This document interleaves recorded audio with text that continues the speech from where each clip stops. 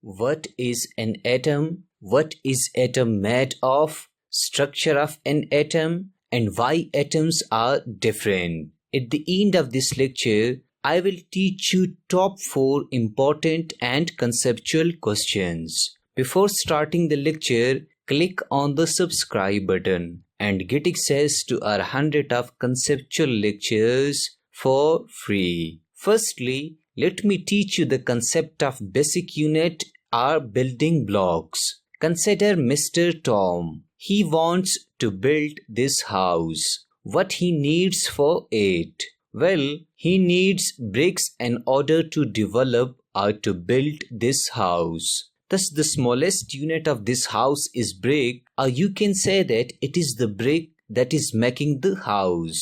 Therefore, we also say that the building blocks of this house is bricks. Now, understanding the philosophy of an atom. Consider a dog. We know that the word dog is made up of 3 alphabets, D, O and G. Let I say that there are 3 different units that are making the word dog. D is different from O and G is different from D. But overall, they make a single word dog. Similarly, consider a banana. It is made up of many different particles or units, which in science we call them atoms. When we join different alphabets, we get different words. When we join different atoms, we get different substances. Thus remember that just like alphabets that make words like dog, atoms are also small units or particles that make any matter or substance like this banana. Now, what is an atom? Well, the easiest definition of an atom is that the smallest unit of any matter or substance is known as an atom. Atoms are so small that they couldn't be seen with naked eye. All the things we see or use around us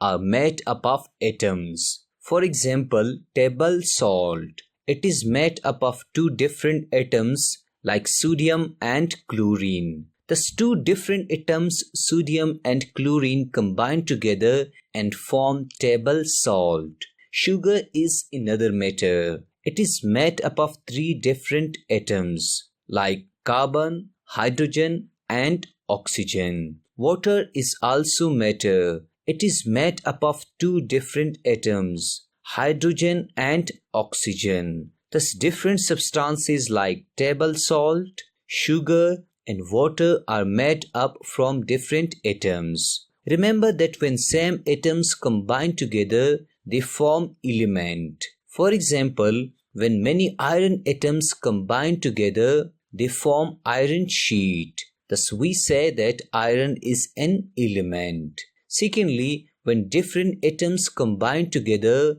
they form compound. For example, when sodium and chlorine atoms combine together, they form compound or table salt.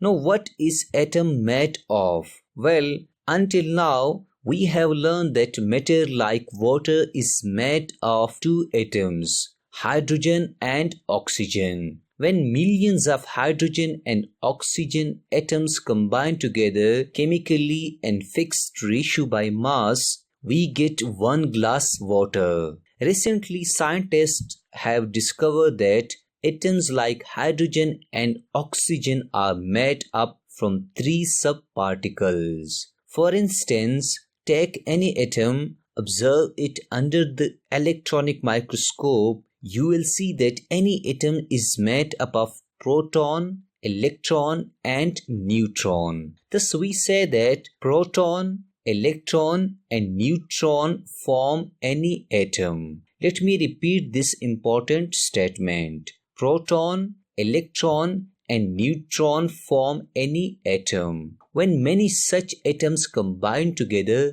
they form many different substances like water or iron sheet. Now the another question you should learn that why atoms are different. For example, hydrogen atom is different from oxygen atom. why all atoms are not same? Well, once again consider that spelling of dog. Let me ask you, why D is different from O? Your answer may be, it is because the structure of D is different, our size is different, or maybe its function is different. Similarly, atoms are different due to numbers of protons, electrons, and neutrons. For example, when 6 protons, 6 electrons, and 6 neutrons combine together, they form carbon atom. Secondly, when 8 protons, 8 electrons, and 8 neutrons combine together, they form oxygen atom. Now, wherever we find an atom having 6 proton, 6 electron, and 6 neutron, we call it carbon atom.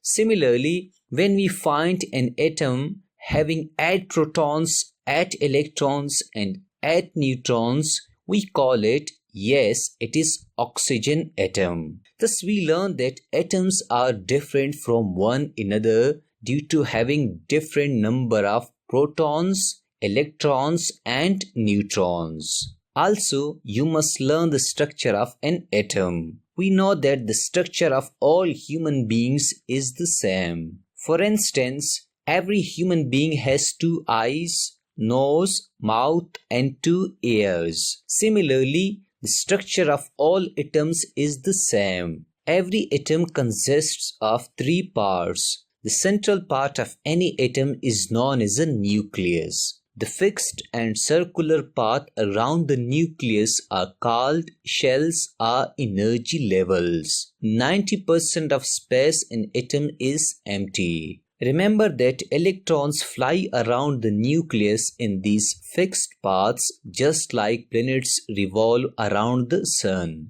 Remember that electrons cannot stay in the space between the nucleus and shells. They have to rotate on these fixed paths or shells. Secondly, protons and neutrons are present in the nucleus. You can say that they are locked in the nucleus. The size of nucleus compared to rest of the size of the atom is very small. We often say that nucleus is very dense. Thus, we therefore say that atom contains nucleus, empty space, and shells are energy levels. Lastly, let me teach you top 4 conceptual and important questions. The first question is, are human beings made up of atoms? Well, the answer is yes. Human beings are made up of atoms. For example, we store glycogen in our body. Glycogen is made up of sugar or glucose. We know that a single molecule of glucose is made up of 6 carbon atoms,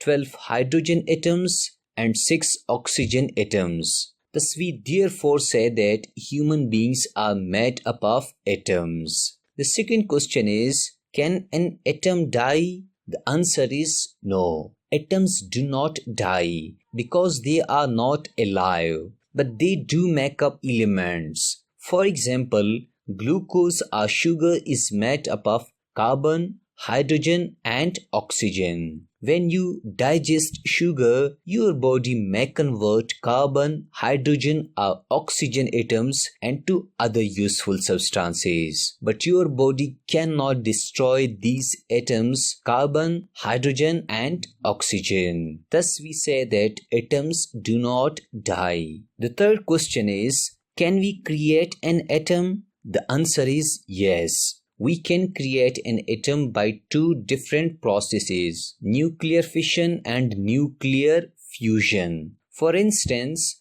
in nuclear fission, large atoms like uranium is split into 2 smaller atoms like barium and krypton, while in nuclear fusion, 2 small atoms of hydrogens combine together to form a heavy atom like helium. On the basis of these 2 nuclear reactions, we can say that we can create atoms in nuclear power plant. The last and the fourth question you should learn that, Can we destroy an atom? Well, the answer is yes. We can destroy an atom according to laws of conservation of mass and energy. Atom can be destroyed in the sense that their energy is converted completely to different forms. For example, an atom may collide with an antimatter atom, leaving only high energy light rays, like that an electron-positron annihilation. Remember that here we assume that mass is converted into energy according to Einstein's equation. Thus we therefore say that